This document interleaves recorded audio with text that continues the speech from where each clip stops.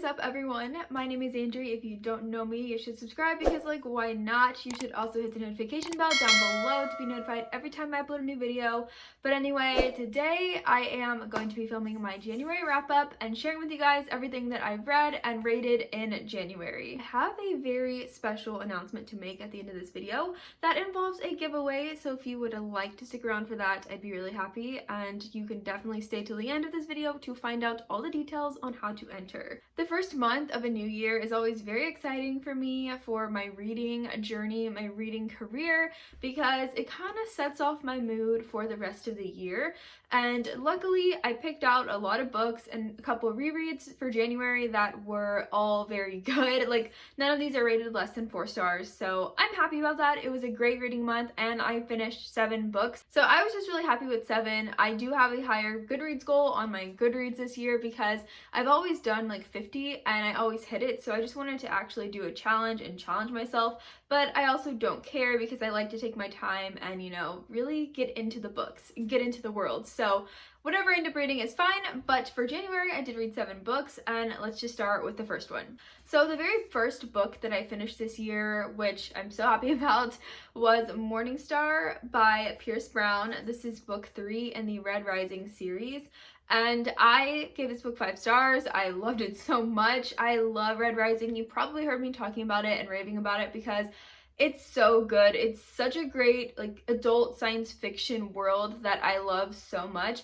and I can definitely see why everybody hyped up that series. Like, it's honestly so good. In terms of where this book levels compared to the other two, I think this one is my least favorite because it's just a very, like, standard, like, level pace throughout the whole story, and it's okay, and like exciting stuff happens and the characters are just really witty and clever and just dumb and funny, but also it's like the stakes were meant to be really high but they didn't feel that high, and I didn't quite get what we were trying to do, and there was like a lot of battle scenes and that was cool. I loved that.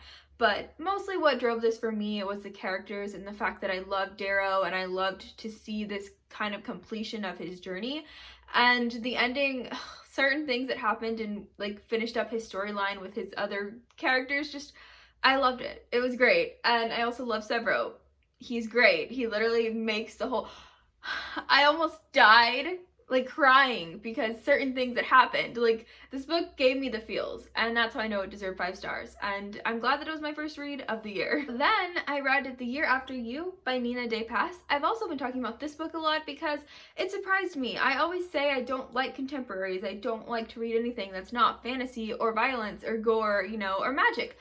But I did like this contemporary, and it is a contemporary that deals with some forms of trauma and healing and recovery, and so if you like that kind of thing, maybe check this one out. It's relatively new. I believe it came out in 2018 or 2019, so it's still a, you know, modern, newer book, and I found that it was really good. Like, I gave it 4 out of 5 stars, which I didn't give it 5 stars because it was a bit slow, and I think that comes from me expecting like action scenes, and when it's a contemporary setting and there's just nobody like killing each other, I'm like, what is going on? Like, what are we doing? We're not really doing anything. But once I got past that, I realized that this was actually a really good book, and I really did enjoy it, and I would definitely recommend it to somebody looking for a light, easy read. Next, I did end up reading 2 of the books that were on my most anticipated releases video. I have quite a lot of books that are coming out this year that I really want to read, and the first one was Lore by Alexandra Bracken. I gave this book 5 out of 5 stars. Yes, I love Alexandra Bracken. Yes, she is like literally one of my favorite authors ever, so I had to. But Lore is a modern day kind of Greek mythology retelling, and we are following our main character whose name is Lore, and she is basically a descendant of Greek gods, which means that she is able to participate in this yearly annual, no, I think it's every 7 years, sorry, every 7-year challenge where if you kill one of the original gods, you can become them and you can be the new god and inherit their power, basically. And that premise was really interesting. I found that I don't know a lot about Greek mythology, so it was a little hard for me to keep up with all the names names and everything and the powers because I just didn't fully know. And Alexandra Bracken did take time and describe a lot of things, but then I don't like to read very heavy description things. Like, I like to see things done more than being told everything. So that was kind of a problem I had with the world building. But besides that, the characters were funny, and they're exactly what I would expect from Alexandra Bracken. If you've read The Darkest Minds, you know that she just writes characters very well, and they have a realistic feel to them. So I definitely saw that in this book, and I liked it a lot. The overall just look of this book is very beautiful. You can see how the lore is metallic and it reflects like that, which I wasn't too crazy about this cover because I don't understand, like, I guess this is supposed to be lore and the head makes sense, but I know it's Medusa. It's hard to explain. Once you read it, you'll understand a little bit more, but the back has this marble print and everything, and it's just a really gorgeously designed book. The map is gold, and I think that's really cute. Mine is upside down, so that was a publishing flaw. Mine actually came upside down, and I was trying to read it one day, and I was like, like, why is everything upside down? But it's fine. I got over that. But also just the end pages, like the black marble aesthetic. Are you kidding? I love it so much. Let me find another page. Also the white marble aesthetic, even better, like still so good. And then the layouts of the different like separated parts of the story, so good. It's just amazing, honestly. So yeah, I give it 5 stars, but yes, I had some problems with it. But yes, the overall presentation of the book deserves 5 stars. So the other one on my most anticipated releases list was Concrete Rose by Angie Thomas. I did vlog me reading most of January, so you probably might have heard my thoughts on this, but Concrete Rose is basically a prequel to The Hate U Give. Concrete Rose follows young Maverick Carter when he's 17. Maverick is the son of a former gang lord, so he struggles with that and trying to not follow in his father's footsteps, but when he has a lot of pressure from his family and other people around him, it becomes a little bit hard, and all of that gets a bit harder whenever he finds out that he is going to be a father. So he now has a baby on the way, and he has to figure out his life and get his stuff together. It's really interesting to get to see a father figure from another book I read when they were younger, and you're seeing how they were made up to be who they are, and I thought that was really interesting, and I loved getting to learn more about Maverick. This book made me tear up and laugh and gave me all the emotions that I had hoped for, and the only problem I had with it was that I thought it was going to go on for a longer time period. I thought we were going to see more into Maverick's adulthood rather than just like a couple years, maybe just 1 year. So that was a problem, but that was just kind of, I guess I didn't know what to expect, but that was okay. I don't see why she didn't continue it to a more part that was hinted at in The Hate U Give. But that's fine. I would have liked to see it, but I didn't get to see it, so that's nothing against the book, and I still gave it 5 out of 5 stars and definitely recommend.